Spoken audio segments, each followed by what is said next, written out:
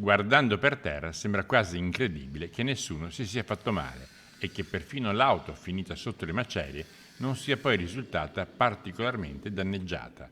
La microtromba d'aria si è praticamente concentrata su una sola casa. Io ero in ufficio a Levego, si vedeva arrivare dal Serva, da dietro al Serva ha fatto il giro dalla parte di Ponte nelle Alpi e poi verso l'Alpago. E quanto è durato? Penso un quarto d'ora, 20 minuti, non di più. I vigili del fuoco hanno immediatamente messo l'area in sicurezza accatastando le coperture divelte che non avevano fissaggio e che si trovavano sopra il tetto, probabilmente sin dai tempi della costruzione dello stabile.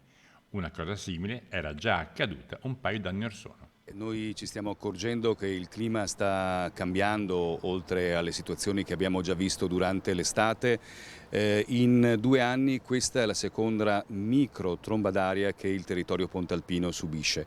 Nel 2020 si è divelto il Palamares, quindi pronto l'intervento poi della Protezione Civile e dei Vigili del Fuoco. Ieri è toccata un'altra zona che è quella del Bivio, quindi la zona centrale di Ponte nelle Alpi.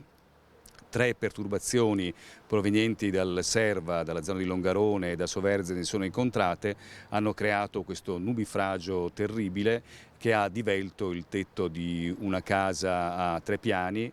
Per fortuna i detriti sono finiti sì nel giardino sottostante, ma non hanno colpito nessuna persona. Altri danneggiamenti arrivano da forti fulmini che arrivano direttamente nelle case private. Anche questo è un atto da capire dal punto di vista meteorologico e ci sono stati dei danni in via dei Zattieri appunto per fulmini che sono caduti su case private.